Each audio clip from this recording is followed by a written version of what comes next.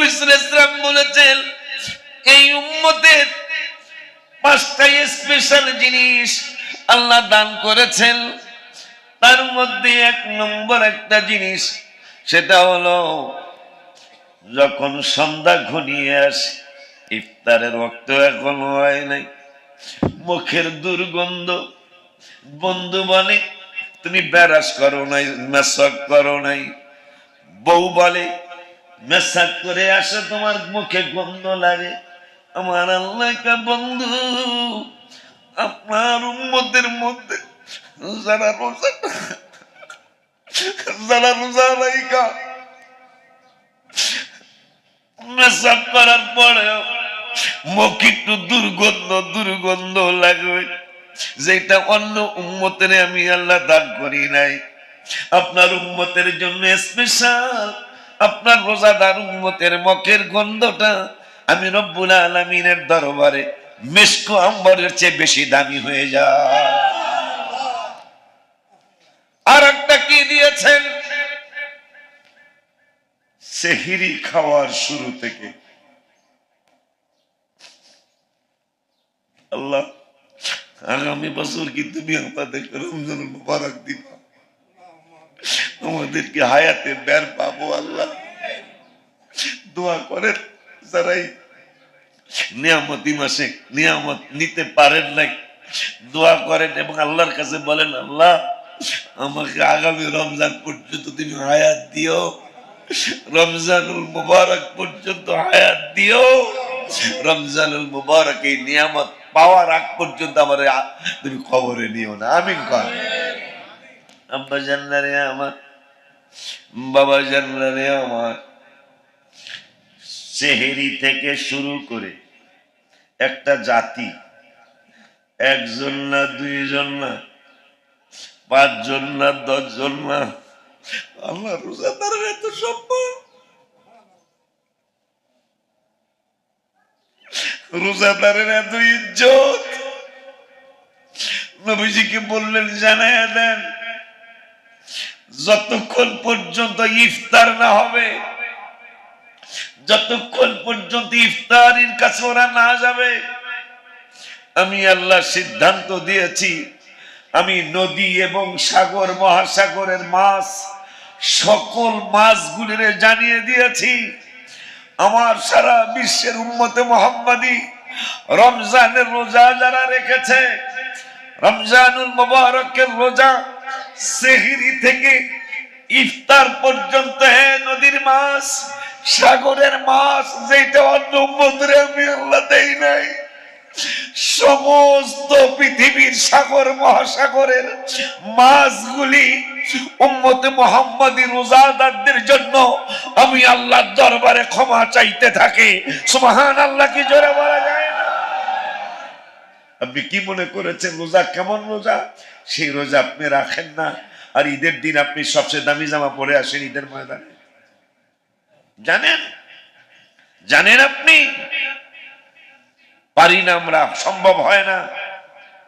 নবীজি ঈদের দিন জামাতের সময় সাহাবা আজমাইনদের মধ্যে, এই এই তুমি পিছনে যাও, এই তুমি পিছনে যাও, এই পিছনে যাও, এই তুমি পিছনে যাও। গায়েবের খবর দানওয়ালা কেমনে কই নাকি সাহাবী, নবীজির কথা তো মাইয়তি রাসূল ফাকাত আতা, নবীর কথাই আল্লাহর কথা। সাহাবীরা চলে গেছেন, কিন্তু মনে কষ্ট না, নতুন জামা পরে আসছে, সাইজা গুইজা আসছে, ঈদের নামাজ পড়বো নবীজির পিছনে, ঈদের নামাজ পড়বো নবীজির পিছনে, যাও বেটা পিছনে যাও।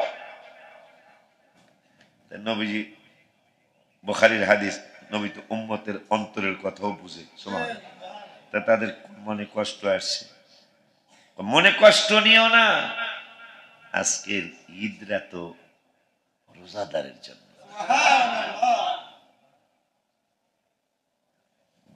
বেরোজগারির জন্য ঈদ।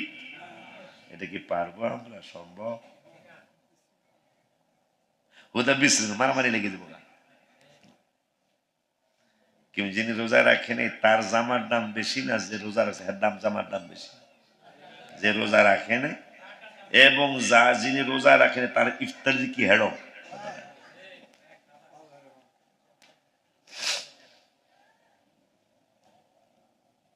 নবীজি পিছনে পাঠিয়ে দিয়েছেন। না, আজকের ঈদ হলো রোজাদারের জন্য।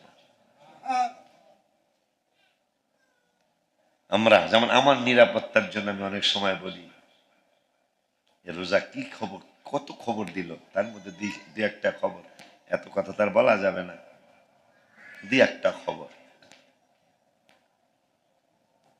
এই রমজান মোবারক আসছিল, চলে যাচ্ছে, আজকের দিনটাই আছে।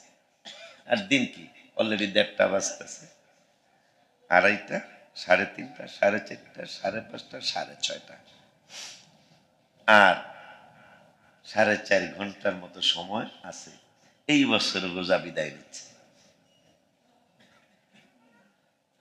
আজি আব্দুল রশিদ সাহেব কই, আপনার নামাজের ইয়াটা কিসের পাইছিলেন? এটা এটা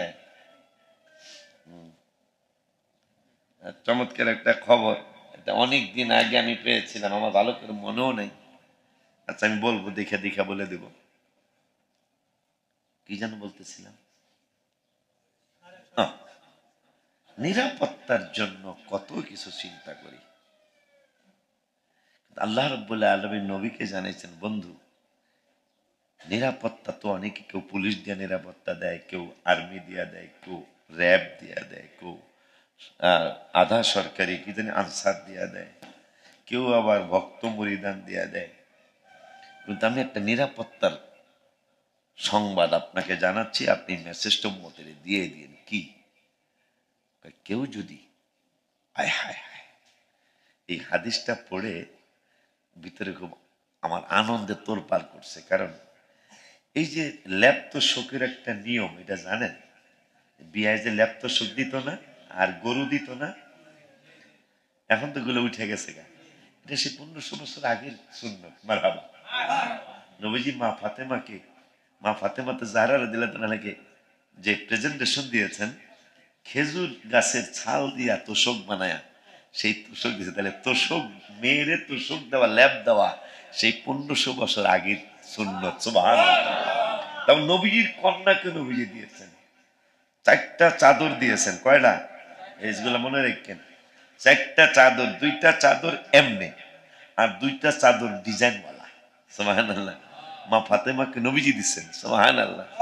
কলসি, পিতলের কলসির কথা বরিশাল ফরিদপুর এই নিয়ম আছিল, আপনার কোন দেশে আসছিল কিনা, বিবাহে যে পিতলের কলসি উপহার দেওয়া, মনে আছে? এটা তো মা ফাতেমার ঘরে আল্লাহর হাবিব দিচ্ছেন। আমি আশ্চর্য হয়ে যাই যে কলসি এখন আর এগুলা নাই, এখন আর নাই, কিন্তু দেখা যায় 100, 150, 200 কলসি উঠে গেছে গা। পিতলের কলসি, পিতলের কলসি বেশি ছিল। এখন পরে দেখলাম মা ফাতেমাকে নবীজি পিতলের কলসি উপহার দিচ্ছেন।